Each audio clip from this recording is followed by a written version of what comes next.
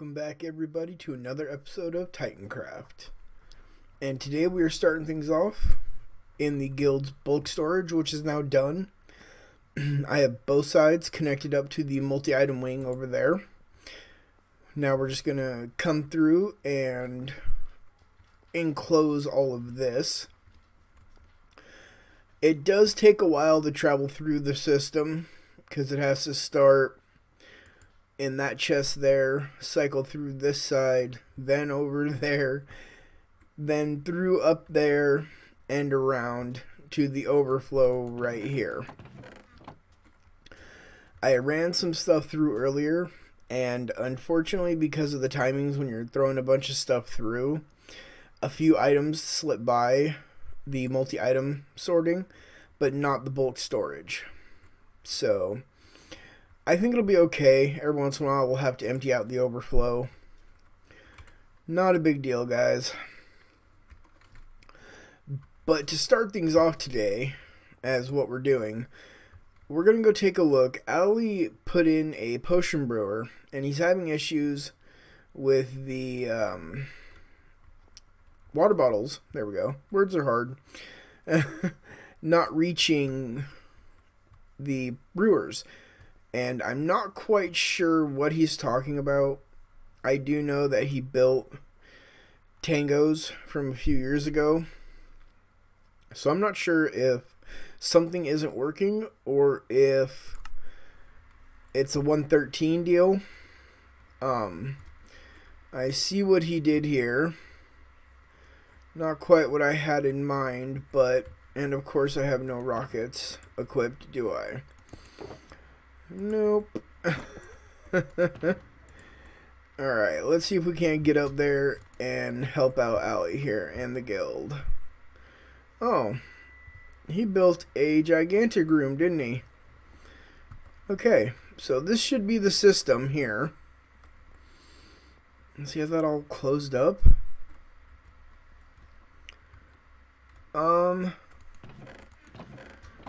Well, he has no water bottles in here, does he? Well, they all got in there, it looks like. Did he fix it or what?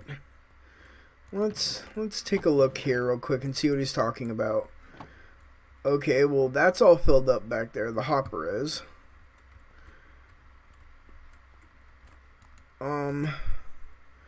So if I were to stick, say, water bottles in there, would they make it through to back there?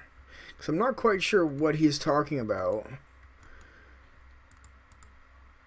Okay, so we take 3 from this first one, and if we put them in there,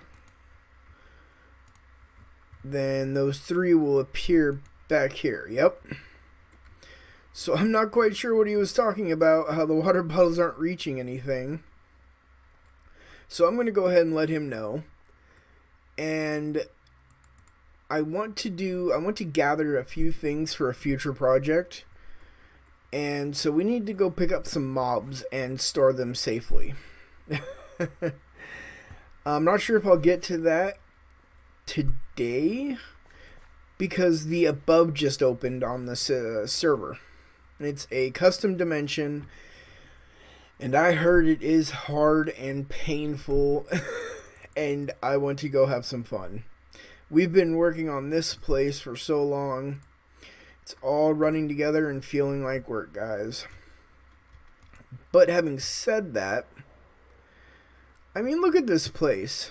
Potion brewing room. Cactus farm over here that needs to get finished, Alexin. Our guild hall. The massive storage underneath.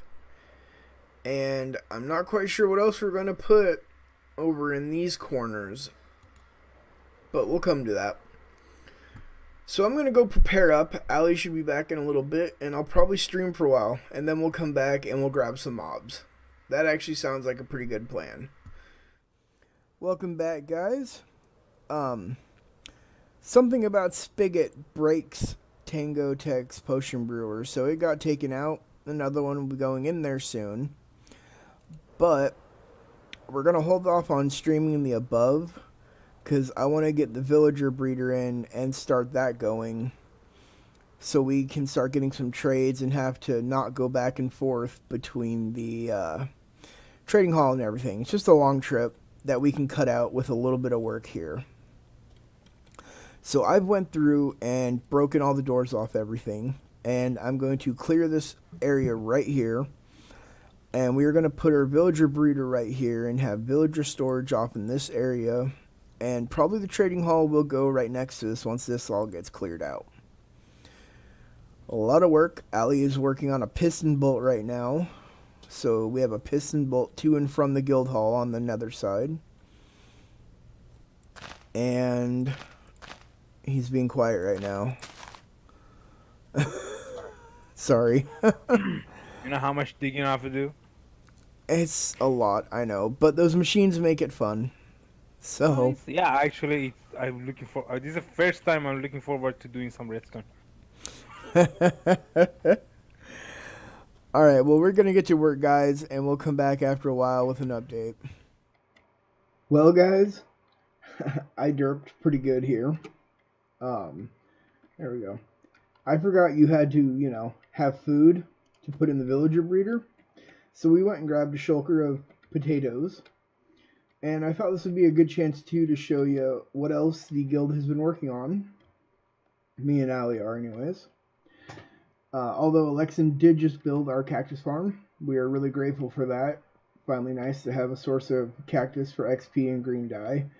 And then I think Ahuna is going to put in a cactus XP farm for us. For a repair station. But this is a piston bolt. A very server-friendly piston bolt because it's using observers and note blocks to pass the signal all the way down. Not repeaters. Comparators would have been lag-friendly too, but I'm not sure. This should be pretty good. And there's going to be this one running to the portal. And then there's going to be one running, I think, right alongside it here or on that side for the return one. Unless we might put in some kind of turnaround state. We can't because the pistons are facing this way. So it's going to have to be two. But that'll be okay. I haven't seen many piston bolts on this server. I haven't seen any, but I'm sure there is one with, somebody's got one somewhere. It's out of a server of this many people, it's bound to happen. Welcome back here, guys. We are just back at the homestead here. Got a lot of crafting to do for stuff to finish the trading hall and the piston bolt. But I got running low, super low on redstone, so I had to go spend 27 diamonds on this stuff here to add. And I still need to fill this box back up because it keeps getting down to here, we're going through a ton of redstone. So I'm finally going to cave and use my Fortune 10 pick. And I thought you guys might like to see that. It has 50 uses, so I'm going to use it on 30 redstone blocks. And this is supposed to be pretty beefly, so we're about to see how this goes. Hey guys, wanted to give a quick thank you for all the love and support that you guys have shown me since the channel has started. My work has come a long way, and that's a big part in thanks to you, the viewers. And please keep up with the feedback and everything else. And we're in for the long run. Now back to our regular scheduled programming. Okay, so I feel like if I'd have broken those 30 with the Fortune 4, I'd have gotten more than that. Huh. Well, I'm not too sure how I feel about that, guys. That's supposed to be Fortune 10, and I broke 30 blocks and got under 4 stacks. So, oh well. Who cares, right? We're going to get to crafting now. I need a ton of stuff for that trading hall, and also a ton of repeaters for which I made up a ton of redstone torches and everything last night, and also good stuff. So redstone torches And that's another quartz there. So I'm going to get to crafting. Alright guys, me and Allie are done, and I'm about to take my first test. Ah! Oh, this is so cool. I've never ridden a piston bolt before. I have no idea how fast this is, but they're supposed to be faster than ice and boat, right? Does it just not seem like it because of how far we have to go, or what? I don't know.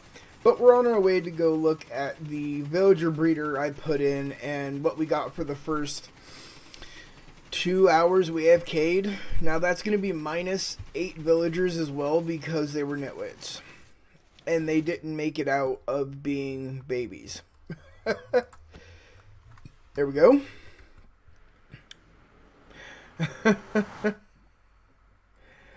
Oh, Allie, me and Allie have getting so much done here. I'm so proud of what we've done, guys. Let's, can we take off out of there? Yeah, let's take off out of here. Woof, I'm so glad there wasn't glass there. So the cactus farm is here, and one of those is going to go over it here. And there's going to be one of those in every corner where these legs sit. Ooh, that was a skeleton trap horse, wasn't it? Oh, yep. Nope, we're going to go away from there right now. And then here's where that village used to be from the beginning. And this is the one I was talking about. Frillis design. One breeding pair, small, compact, but really super slow. And we'll go take a look at this right now. I had to put this over 32 blocks away or these would breed in here. So, out of, let's see, there's 5, 6, 7, 8. So out of 16 villagers, I kept 7 or 8. Librarian, farmer, librarian, that's good. And these are good to keep. He's got okay trades, except for the wheat trade. And what's his first enchanted book? Sharpness for 8. And flame for 9. That's not bad. Really, that's not. But we're going to fill these up till we get to around 50 entities. And that's the max for this area. And then I'll start checking and trading. I've got to come up, like I said, with a trading hall. And all that good stuff. So. Oh, I'm just pressing buttons left and right, guys. So the piston bolt is done now. Allie's going to get it up and going. And we're going to see if we can get at least a start on the trading hall. Pop over into the creative and work out some designs. And I'll show you guys those designs as we end. Well, here we are, guys. We've got 2 designs to show. This one is the easier of the 2. We just have something we can build on ground level or dig out tunnels to put into. And it's just these little individual stalls with pressure plates on them. And when we put a villager in there, a sticky piston underneath here pushes up a sea lantern block. We'll show you here. And locks them in. And to even further protect them and keep them in there, we have levers here and a trapdoor. This can be open or shut, but it will stop the baby zombies, if any do get in here, from getting our villagers. The only tedious thing I see about this is we have to manually put them in there. And then once we get the villager in there, that's going to shoot up and we have to place a glass block overhead so they can't jump out. But other than that, it's pretty easy. So, I'm not sure yet. I got to run this by Allie and see what he thinks first. And then the design alone, I think this looks pretty good. Of course, we'll change up the floor. I mean, this is just a rough draft, if you will, of what we're going to do. And I've never really done villager trading halls before. So, but if you look down here, we just have one little piece of redstone dust on a block powering that sticky piston, locking them in. I really wish there was a way to bring that over and not use a pressure plate, because then we could drop them in from the top. Oh, you know what? If we built this on ground level, we probably could drop them in from the top. And they would extend that and then push that glass block. Yeah. Oh, and we can wire it to the bottom here, up with a piston, another sticky piston, to push this into place. We'll place the glass blocks first, and then put these sea lanterns behind them on the sticky piston. And then once we are done, we could probably set up a piston above here with a button. And if we ever need to bring in new villagers, we can just hit the button and it'll push that out of the way, and we can take care of this one. The one thing I don't like is I can't make a way to just drop them into some lava or something, because they need that pressure plate underneath. But that's fine. Rough draft. I'll work on this some more. But the second one will be a little bit more difficult to do. It's bigger, and I think it'll be the funner of the two. So, let's go look at that. And this is the second one here. It is a bit bigger. Back up a bit. There we go. And it does have a way to drop them and kill them. They would come in from these sides here with these power rails. I'll show you here real quick. Where'd my minecarts go? There we go.